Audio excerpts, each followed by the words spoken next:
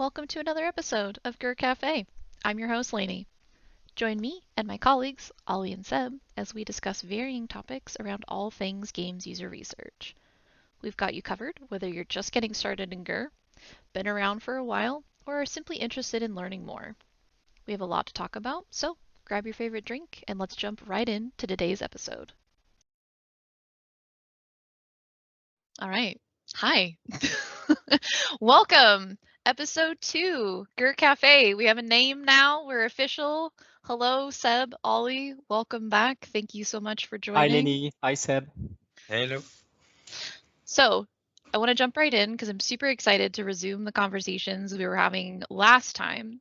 So, when we wrapped episode 1, we were discussing a bit about how important the communication in our research toolkit is and how much good communication skills contribute to this elusive user research mindset that we started defining. So, and it turns out, as we were discussing, communication skills might even be more important than the research skills itself. At the end of episode 1, Ollie, you had mentioned a bit that kind of gave this quote that I really like. Maybe you remember, maybe you don't, but I went back and listened and wrote it down. So our job is 50% research and 50% communication. So a big part of our job is to help make a product usable, but sometimes we forget to make our product usable for our stakeholders. So I think it's interesting to consider like how finding this right communication equilibrium is this delicate balance of making our research actually usable for our partners by speaking their language and being at the right level of detail for their needs. So kind of trying to find this balance between okay, we've run the research, we've done a good job, we've completed everything with the appropriate levels of rigor that we intend. And now we need to kind of communicate these findings and how do we do this? So I think this is an interesting topic for the three of us specifically to discuss because we have different perspectives and different backgrounds.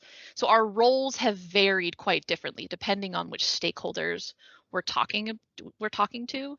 So I want to discuss a little bit about, I think we agree communication is important, at least I hope so, because that's the platform of this whole episode. So I want to get both of your perspective on why do you think we should place so much emphasis on the communication and communication skills when we're thinking about user researchers and kind of our toolkit? Sure. Let's go. Ollie, you're up. Yeah, I go first. All right. So thanks for the recap. And yeah, I do remember that quote because I repeat it quite a lot. I mean, I usually probably repeat it several times a year or a month, probably. Thinking about communication, yes, of course, speaking the way that we communicate with our stakeholders is extremely important. But I'd like to broaden a bit the topic because communication is not only important for our stakeholders, it's also important for ourselves and how we collaborate within user research teams. I mean, especially game user research. I mean, last time we were talking about how we get there and some of the differences between game user research and other type of user research. One specificity here is, I mean, in classical user research, you're more often than not, you're kind of a one-man army doing your research. So you're designing the research, doing the moderation, doing the analysis, the reporting, etc. And this is not the case in game user research because games are, let's say, too long to test for a single person. So usually we are a team collaborating to make research happen.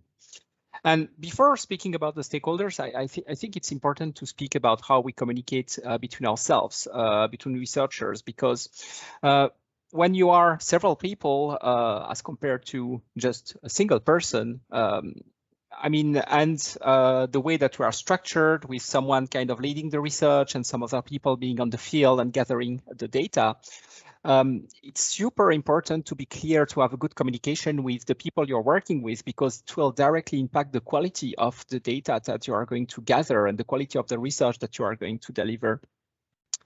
And that's super important because the people you're working with, they're not in your mind. So you have to be very clear about what are your objectives, what you want to do, etc., etc. And as is often the case with communication, there is kind of a very important thing about making sure that people understand why you're doing what you're doing. I think that this is super important, especially for moderators who are collaborating with lead researchers.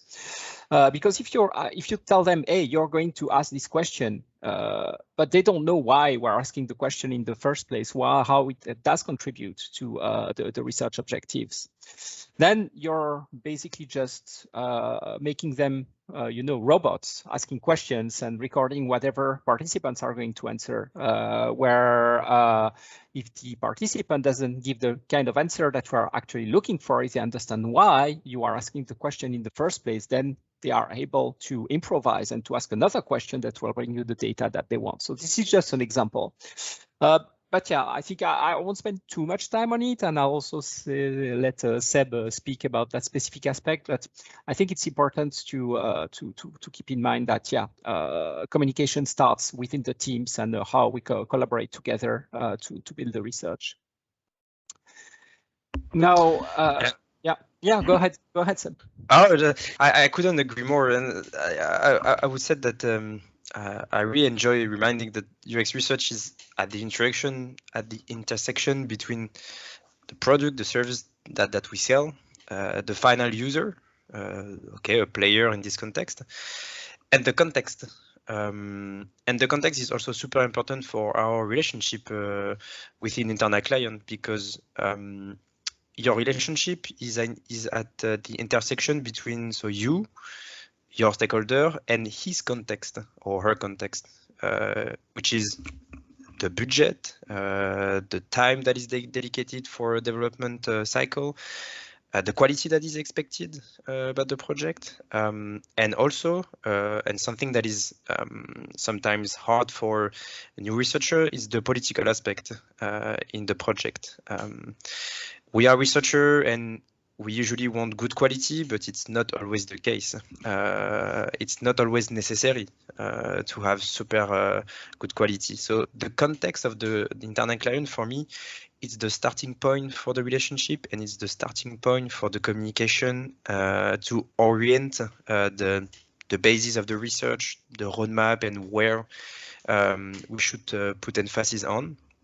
And second point for me is that UX research is still not immature, but it's still a topic that is not questionable, but growing within company. We are still thinking about centralizing the practice, decentralizing. Is it with marketing? Is it with the product practice?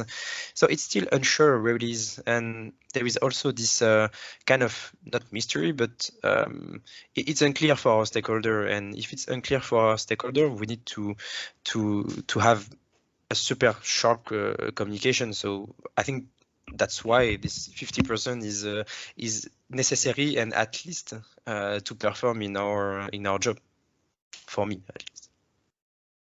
Yeah, no, I totally agree. I think it is important to kind of think about this foundation of how we're communicating kind of within. I think we're in a fortunate situation where we have a large team, and we are able to collaborate with a lot of other individuals internally within our kind of quote unquote research team, and the importance of being able to provide that context to the people that we're collaborating with. And I think for me, it's very much in line with, if I'm able to communicate internally to give it the context to those of others that I'm collaborating with, whether they be the boots on the ground. So for us, we have kind of analysts who are leading the research, and then we have, they're defining the protocols, they're building out the plan, and then we typically have, these moderators who are really the ones that are interfacing with the users themselves, and they need to understand that context, like you were both describing. They need to be able to understand, like, what are the objectives, why are we doing this thing,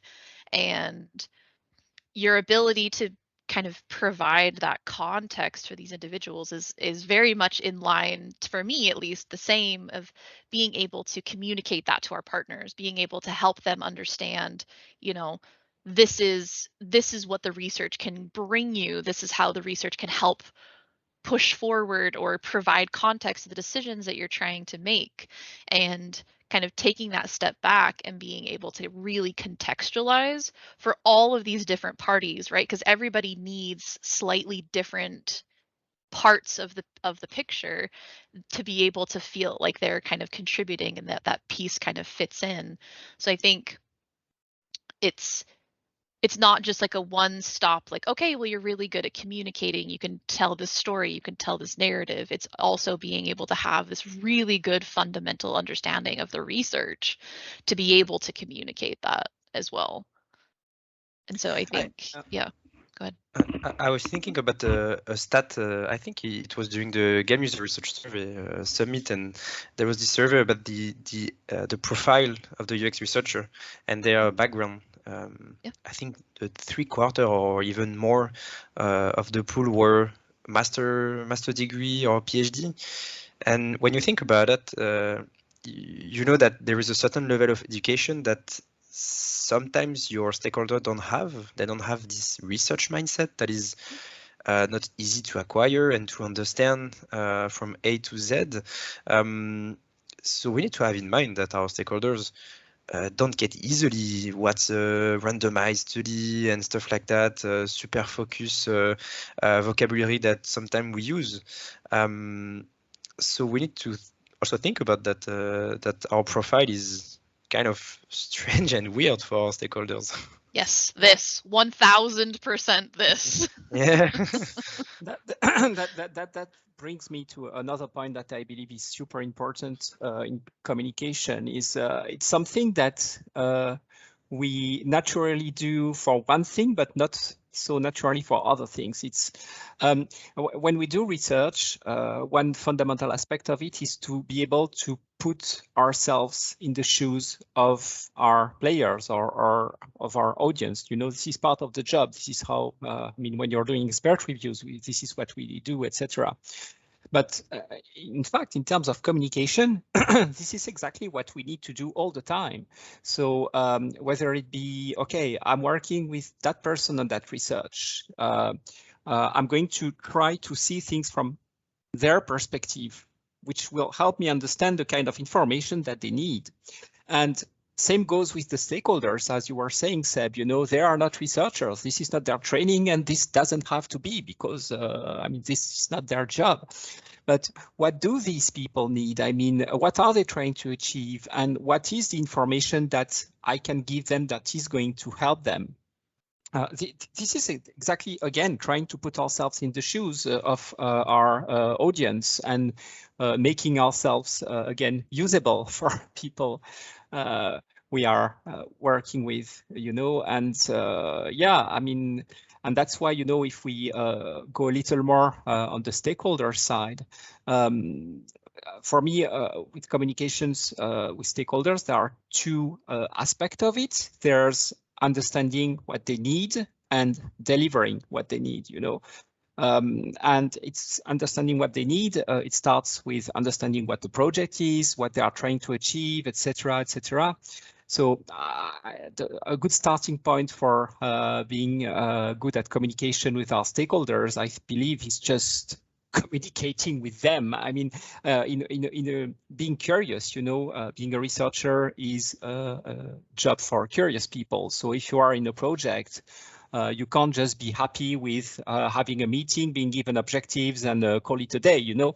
You want to know, you want to meet with people, you want to talk to them. Hey, you want to meet with the designer, with the producer, with everyone to try to get a feel on what is going on here and to figure out how you can help them best. That's the first step, I believe, in the way we should communicate with our stakeholders. For sure. And this makes me think of a tweet, actually, that Steve Bromley had tweeted recently, and I've not stopped thinking about it, and I think it's very related to this. And it's user researchers should spend 20% of their time talking to users, 80% of their time talking to colleagues. And then he adds a little context of this addresses common traps such as solving problems the team think they have rather than the ones they really have, doing work that gets promptly ignored and forgotten about, and missing the opportunity to influence important decision-making conversations. So I think I think about this one a lot because I think that when I go back to my experience when I was an embedded researcher, so I spent 3.5 years embedded on a production team, and so this was my day-to-day, was communicating with my stakeholders, really being able to understand what they were doing and being successful in delivering the research. And I think, like you were touching on, Ollie, like these two very important aspects of successful communication of understanding what they need and delivering what they need.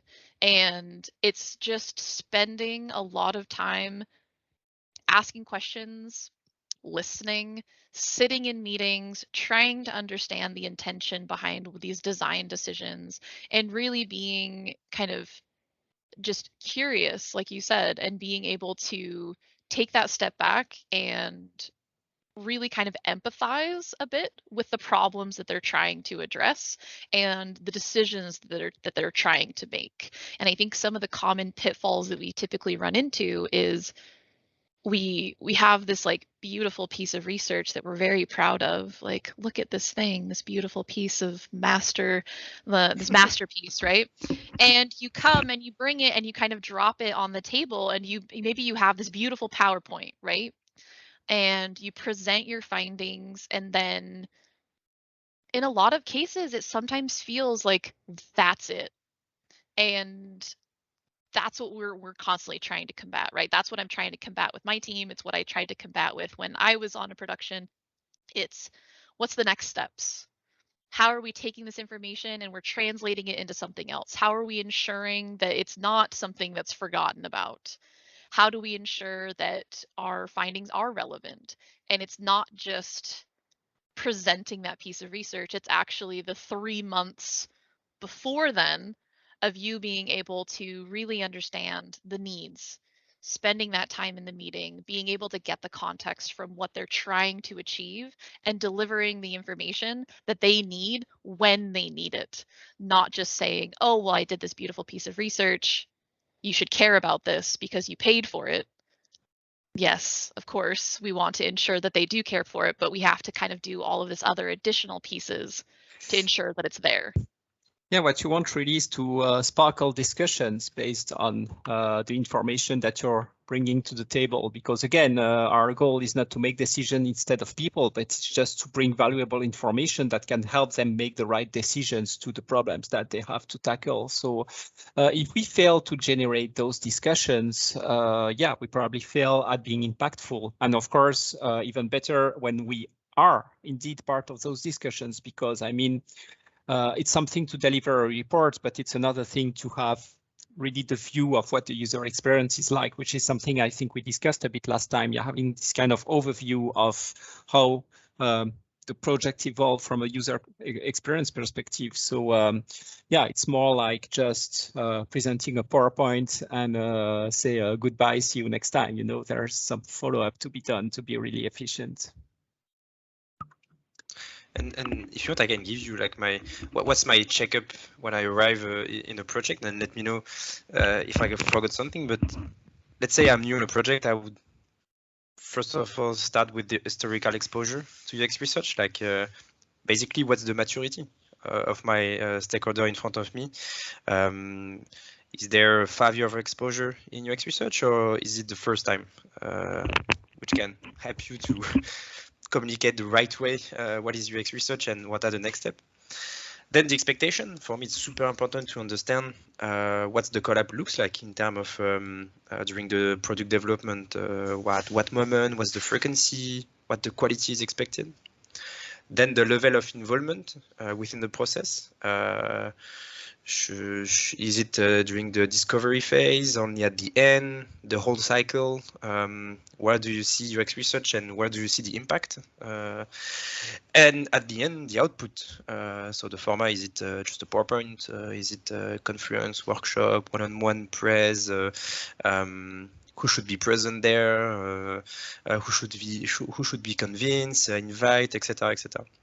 So that are my 4 steps. I don't know what's your opinion about that. I think there are good steps, and actually that would bring me to ask you a question, Lanie, because you have these, as you said, you spent 3 years and a half on the production, so what kind of advice would you give to a junior researcher to achieve this? Because it can be. We know it can be daunting, to end up on a big production floor while there have maybe 200, 300, 400 people working on a single game. And you arrive in this wilderness and you say, okay, I need to communicate and I need to understand that project. Where do I start? Do you have any tips to share? I do. Yes, I was waiting. I was just about to ready to ask you both for some tangible tips, and you beat me to it. Yeah, and I think that it goes along kind of with what you were saying, Seb, right? It's this process of really trying to understand what they know about user research, what's their exposure, what's been done before. I think that I can speak quite specifically for my experience on Siege. It's a live game. It's been around for a while. Obviously, there'd been a lot of research that had happened before my time. So for me, then they had this previous exposure to user research. So I needed to do my due diligence to understand where we'd been. I think it's important to be able to recognize what research has been done, where the production team has come from, what types of decisions have already been made. So it feels great to come in and feel like you're leaving your mark and you're doing these really amazing things. But sometimes it's just being curious and taking a step back and listening. I think that I spent many months just kind of sitting in meetings trying to understand the way that they talked about their design, trying to gain information about the terminology that they were using, really trying to understand the intention behind the direction the game was going, why they were trying to do the things that they were doing, and finding a way to be curious and inquisitive without being like, well, why are you doing this? Why is this that? And not trying to point out the things that I felt like were maybe flaws or potential kind of pitfalls that they were running into. It was, can you explain a little bit to me how you expect the player to engage with this? What are your expectations? What do you want it to feel like? What do you want it to look like? What do you expect them to be able to do? And just asking these questions. So rather than just running into, I mean, I think I spent a good few months before I actually ran my own piece of research when I first joined Siege. I was really kind of just shadowing. I was spending those times in the meetings and really just trying to understand the decision-making process. Who was making decisions? What did that process look like? What information did they use or need to make those decisions? And that helped me really shape the way in which, okay, for me right now, these really long, beautiful PowerPoint presentations, they didn't make sense. I couldn't produce a PowerPoint fast enough to be able to get into a meeting with them when a decision needed to be made. I understood where our research was fitting in their sprint and their kind of their timeline, and we catered what we were doing according to that. So we did, and I think Ollie can attest to this quite a lot. We completely changed the way that we were thinking about doing research because we spent so much time doing user research on who our audience was, our stakeholders. We did user research with them. We were asking them questions. What types of things do you expect from us? How can we help? When can we be there? What does that look like for you? And we completely changed the way that we documented everything to make it easier for them. We changed the pipeline and the timing about how we were going to deliver things because we couldn't have several days to produce a report. Sometimes we had a couple of hours and we needed to just get something noted somewhere on a Confluence or an internal wiki and say, top findings, here they are. Here's some things that you need to be aware of. And we shaped our language around that. And I think that was something that made our team very successful, actually, is just really doing the due diligence of doing the user research on our audience and really understanding who they were, what they needed, and when they needed it, and really adapting the way in which we were communicating to ensure that we were allowing them to have the information they needed to make those decisions more confidently. Yeah, that's super interesting because, I think it highlights something that about the fact that communication doesn't just mean speaking to people, but it means a lot listening to them, and listening, I mean, not like listening, especially, not taking everything for face value, as we said last time, but I mean, being mindful about how these people work and how we can adapt to them. So yeah, that's a very interesting approach. You're sharing it here, Lanie. And in some ways, sometimes our job make me think about the doctor role in terms of asking questions before giving any treatment. You ask, okay, what are you doing during the day? Do you smoke? What do you eat? Are you sleeping well? Like checking and making kind of a diagnostic of who's the person in front of you, and this person, the doctor, has great expertise and he's recognized for that. He's kind of a researcher. He has a super technical language, but when sharing the treatment or sharing the information with the patient, it's never in a technical way. He's telling you, you have that or you have that in a simple way. You are not challenging, I don't know, the protocol or stuff like that, because he adjusts the language and he adjusts everything. I mean, you can disagree sometimes, but most of the time you are like, okay, yeah, makes sense, and yes, I will do what you say. And I think we kind of struggle sometimes to deliver the right message, and as you said, to shape the language and our research communication.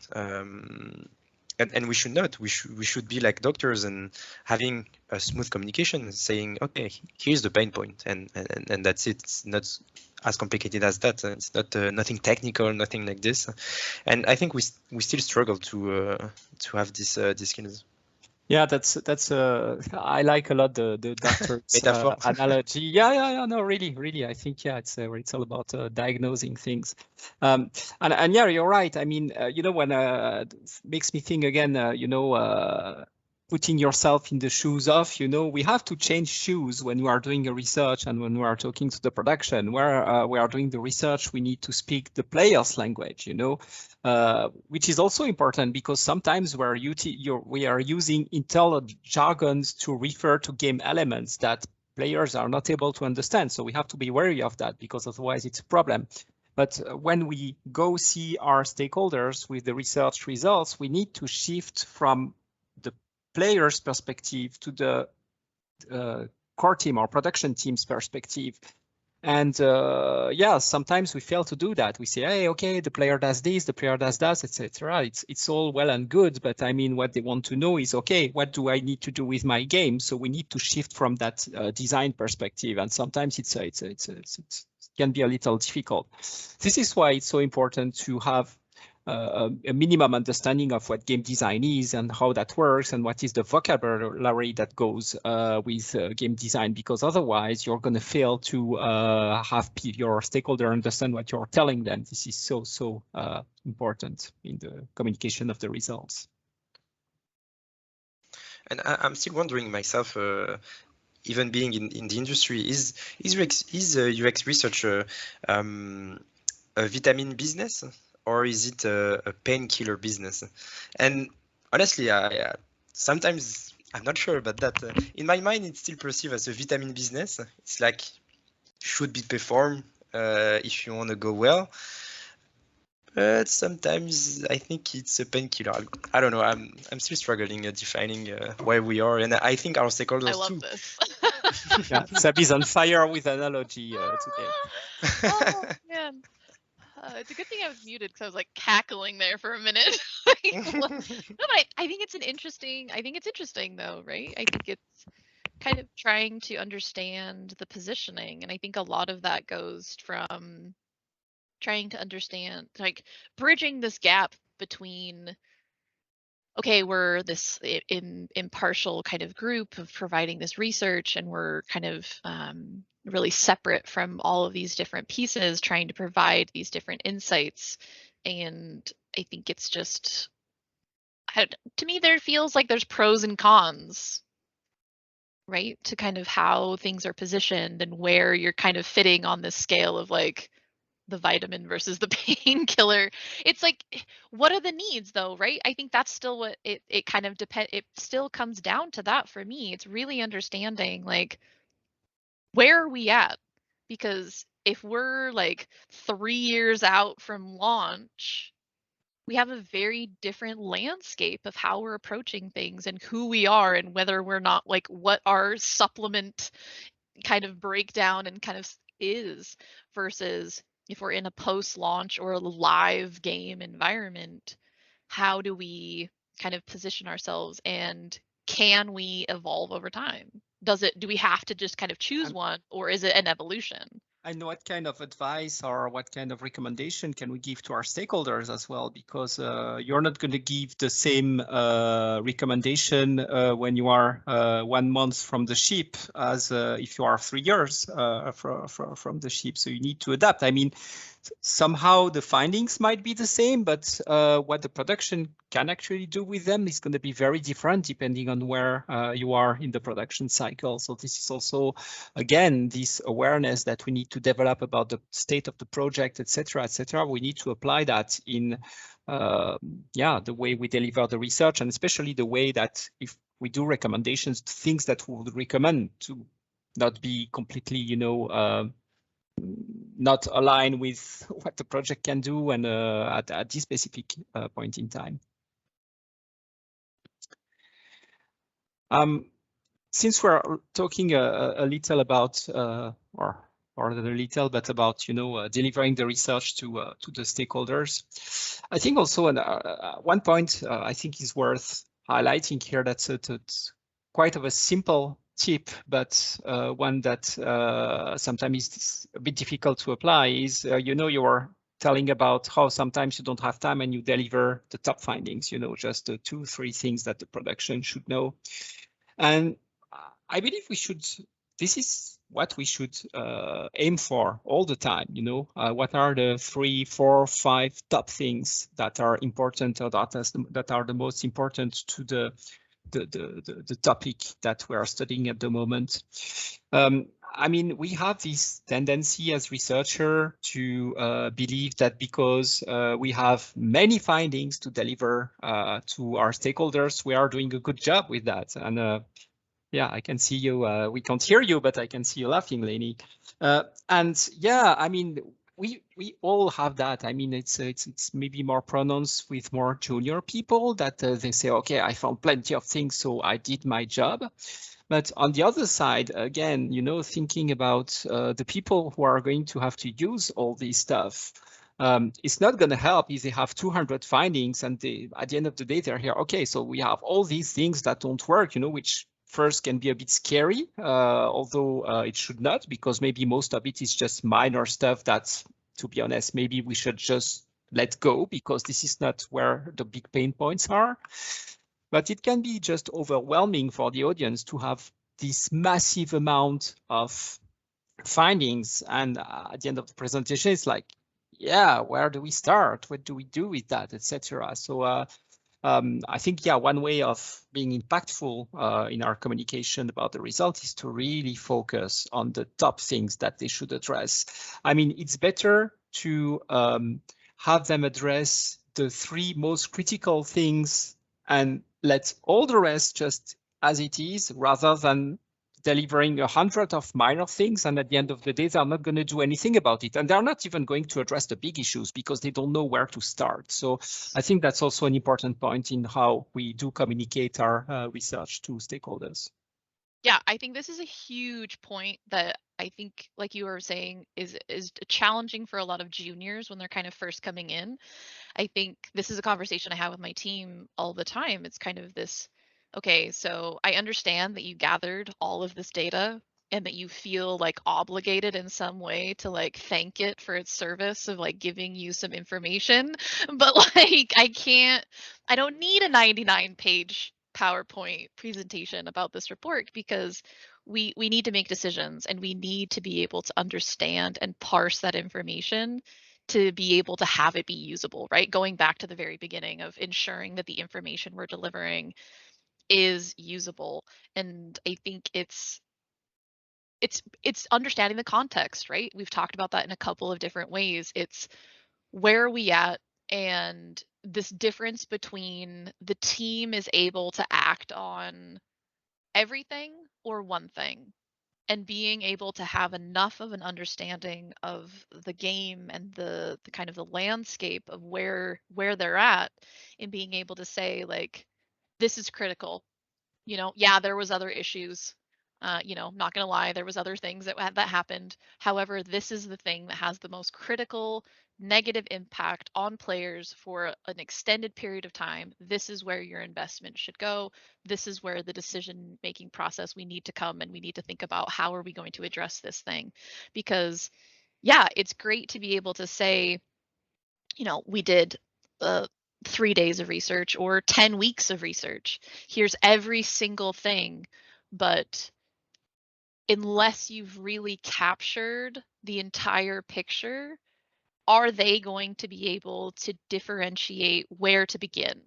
Even if we say, like, this is critical, this is a must have, this is important, or whichever severity scale you choose to use. Yeah, I agree with the fact that this kind of a concept of, we call it top findings. I think it's, pretty universal of just like, what are the primary takeaways, and being able to say, these are the things that you should care about, and summarizing that rather than just saying like, here's everything, and letting them read the book and create their own story. I'm constantly trying to tell my team, you're telling a story, not reading a book. And what does that look like? And of course, we have all of these very definitive findings that we have, but they need to understand the impact and what that looks like. And sometimes you just saying X amount of players did this thing, and whether or not that met the objective of what they thought they were supposed to be doing, the design team doesn't necessarily, they are not always able to say like, okay, well, why should I care? What does that mean for me? And what does that mean for our decision making right now? And when we have this kind, because yeah, it's not even a book. Sometimes it looks more like a grocery list, to be honest, than Yes. a book, because it doesn't tell a story. Yeah, I think that the storytelling is part of it, but storytelling comes with good analysis as well, because usually if you have all these multiple tiny findings, probably there's a level of analysis missing here to see, okay, what are the bigger things that can explain several of these findings, etc. And that's a way to really say, okay, what is this, And since you were talking about reading a book rather than telling a story, that makes think of another easy communication thing that I see a lot. And Seb, maybe you want to talk about it, because you nailed the term and I loved it. You were saying that people sometimes they karaoke their slide, So do you want to tell us about that? Because I love the concept.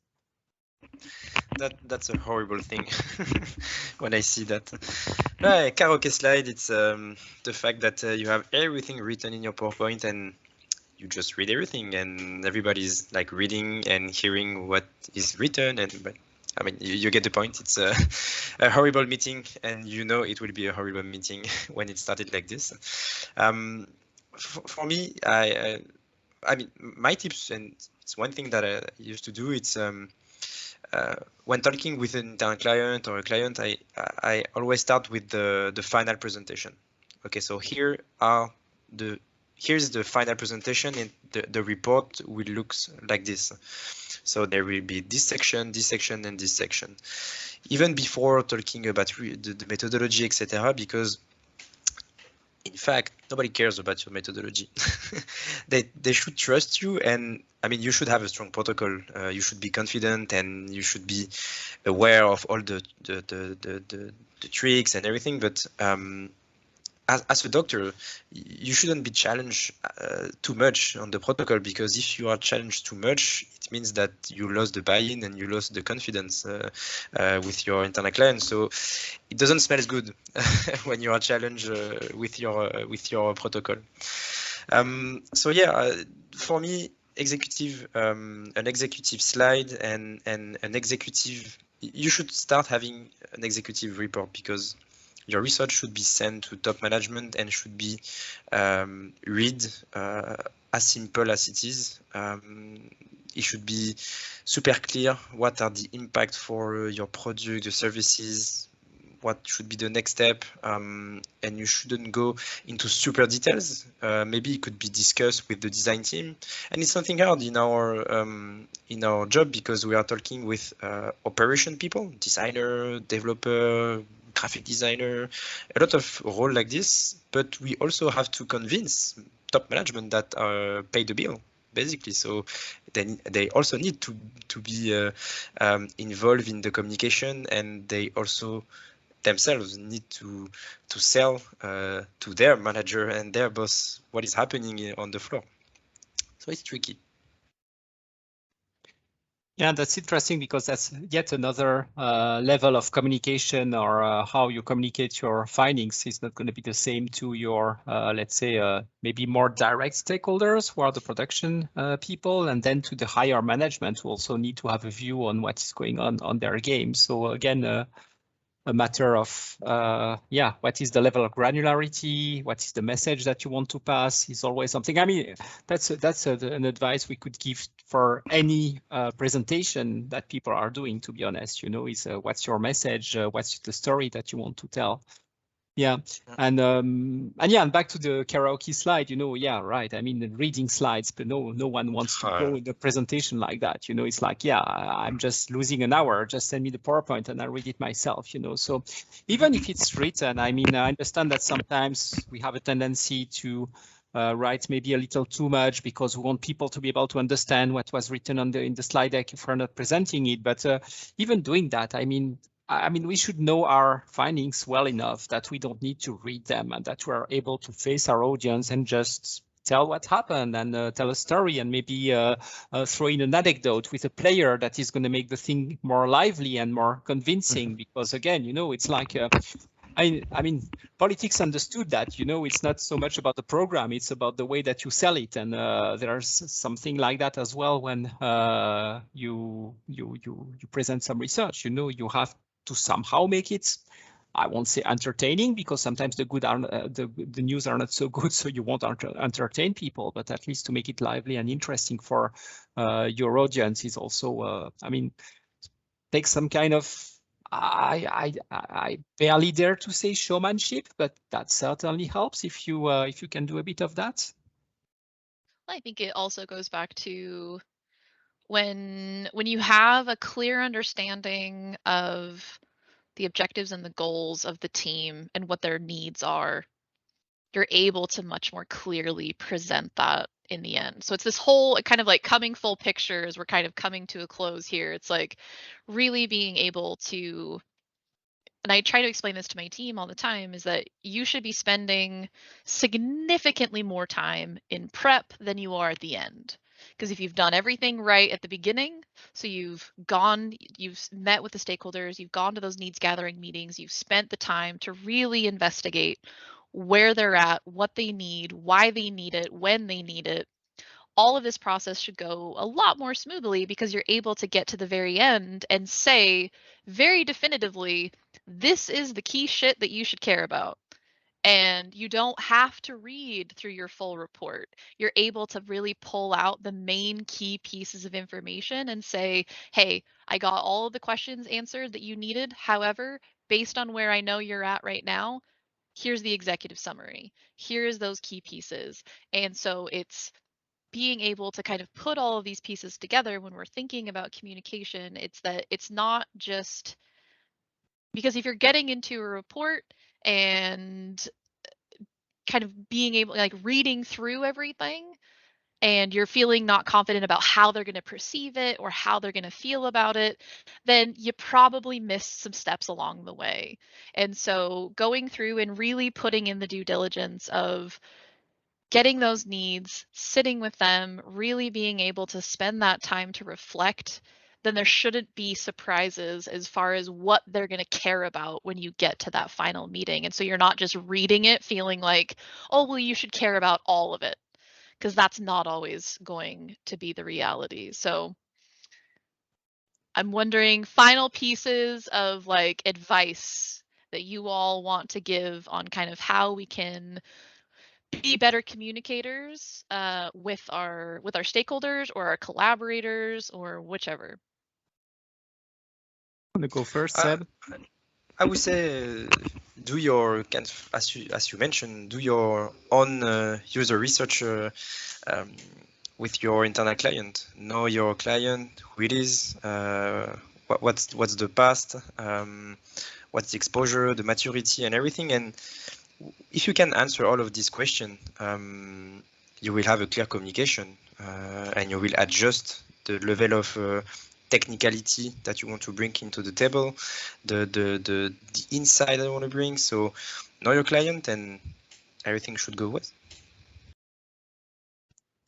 Yeah, that's a good piece of advice. I mean, only thing I can just to, it's not like something new as compared to Seb was saying, but I'll just insist, put yourself in the shoes of the people that you're talking to, that we are trained to do that with our players. Let's just do that with everyone that we're working with. I mean, I think that's a communication thing that can work for any job, really. And maybe a very concrete piece of advice for more junior people, rehearse your presentation if you're not used to doing that. And if you are the kind of people that read their slide, try to rehearse them, especially if you're presenting in a language that is not your first language. A rehearsal really, really does help. I did that when I was a junior because my managers made me do that. And it was immensely helpful in developing my presentation skills. Yeah, I think those are both really huge. I think it's really recognizing, for me, the biggest piece of advice is just recognizing the importance of really doing that investigation, that research from start to finish, right? As a user researcher, your user research tasks never end. It's just what users are you trying to get the information from? So that same kind of inquiry, if I'm sitting in an interview trying to get information from a player about why they're doing this thing or what's happening here, it's the same process applies when you're trying to go through that and do that with your stakeholders. So Absolutely.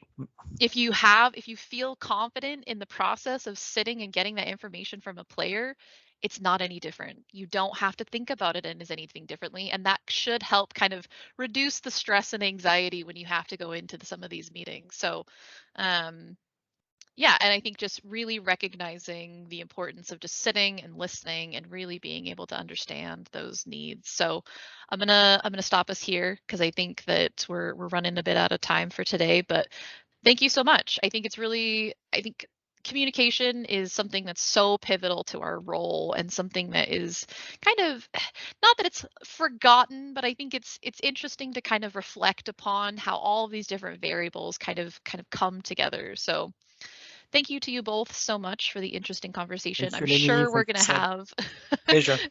I'm sure we're going to have many more conversations about the importance of communication and how it fits into this UR mindset, this concept that we'll get to, I'm sure, soon. So thank you all so much for joining and for listening and supporting this podcast. I think we're still kind of in the early days, but it means a lot to get a lot of love from the community. So thank you so much for joining us. Let us know if there's topics that you'd like to see us discuss.